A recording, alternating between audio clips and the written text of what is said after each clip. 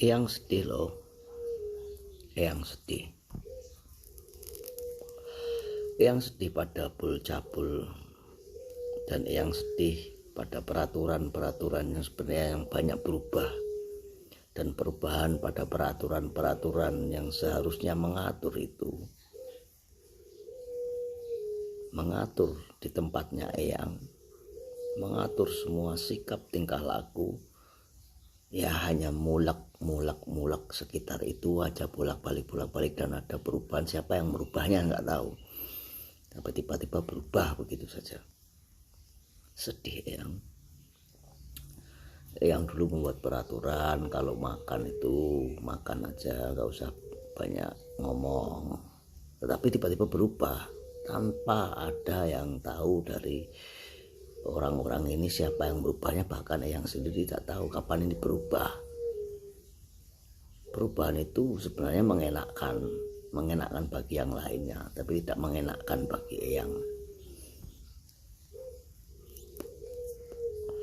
Ya kok nggak ada musyawarah ketika merubah sesuatu itu. Satu itu, keduanya, Eyang tuh sedih kalau ketika melihat banyak informasi tentang cabul dan kegilaan semua makhluk hidup yang ada, yang akhirnya membawa pada kerusakan. Ya toh jika kita memang dibuat untuk merusak, untuk menjadi pelapuk, untuk menjadi mesin pembusuk dari kehidupan yang ada semua di dunia ini supaya menjadi baru dan diciptakan kembali, tetapi alangkah sedihnya jika itu terjadi pada orang-orang yang baik. Pelapukan atas isi jagat ini tadi seharusnya dilakukan pelan-pelan, disisakan yang baik saja. Tetapi semakin kesini semakin yang jahat itu yang pasti menjadi sebuah kemenangan dari sisa-sisa kehidupan. Yang sedih loh, sedih sekali ketika Eyang menggugat kepada Sang Maha, yang selalu memohon. Ketika juga pun Eyang ketemu dengan Sang Satrio nanti, yang akan memohon kepada Sang Satrio ini,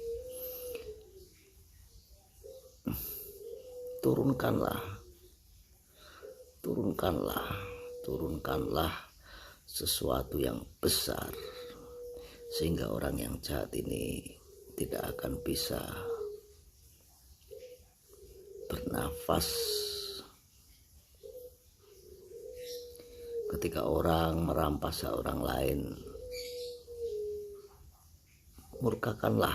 Yang akan memohon kepada Sang Satrio, jika nanti besok yang tuh ketemu yang namanya Sang Satrio ini di mana dia, yang akan memohon Sang Satrio, turunkanlah murka atas orang-orang yang jahat ini dan benar-benar hancurkan dengan kekuatan kemurkaan alam ini tadi. Yang mencuri akan dicuri sehingga sampai miskin, yang merampas akan dirampas, direnggut secara tiba-tiba sehingga sampai kehilangan apa yang dicintainya. Itu bagi orang-orang yang jahat. Main ketapel-ketapelan, diketapel 5 kali, di sana diketapel 7 kali.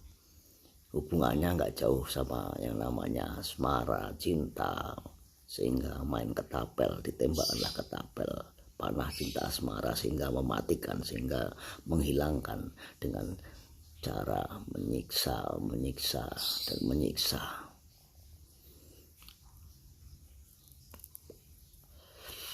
Hari kini masih main ketapel-ketapelan tentang cinta asmara. Dan cinta tidak hanya cinta yang ada cinta segitiga, ada cinta segi 4, ada cinta segi 5, bahkan cinta segi 6, cinta segi 7, cinta segi 8, cinta segi 9, dan cinta segi 10. Jadi kompleks sekali. Kompleks. Jatuh-jatuhnya muat. Ketika cerita itu akan dibiarkan dan tidak diselesaikan secara tepat, cepat, dan senyap, maka cerita itu akan bermutasi. Tidak hanya DNA genetik yang bermutasi, tapi cerita bisa bermutasi. Ketika cerita itu bermutasi seperti bakteri, seperti virus yang kebal dengan vaksinnya, ya kebal dengan obatnya. Karena cerita itu bermutasi dan bermutasi lagi. Ya, yang benar-benar memohon kepada Sang Maha, Sang Kinasih, jika engkau ini benar-benar ada, dan Eyang yakini dengan logika, kecerdasan spiritual Eyang, bukan dari kedangkalan lagi, jika engkau benar-benar ada, Sang Maha dan Sang Kinasih, jika engkau benar-benar ada saat ini, turunkanlah murkamu kepada orang-orang yang jahat, kepada orang-orang yang berbuat jahat. Murkamu, sesegera mungkin turunkanlah murkamu, entah itu melalui kegiatan apapun murkamu bisa datang, tapi turunkanlah untuk orang-orang yang jahat.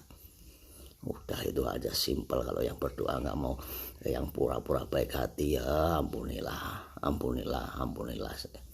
Sudah, karena itu sudah menjijikkan bagi yang perbuatan yang jahat, cabul, merampas, mengketapel orang, sudah tidak pantas menurut kedangkalan spiritual Eyang, tidak pantas. Ya, segeralah turunkanlah murkamu, Sang Kinasih. Jika engkau benar-benar yang namanya ratu, adil itu sendiri, rahayu dari Timur Bengawan.